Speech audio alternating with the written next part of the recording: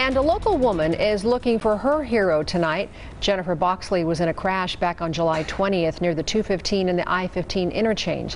She says she and her diabetic autistic child were trapped inside the car until a Good Samaritan ran out on the freeway, came to their rescue.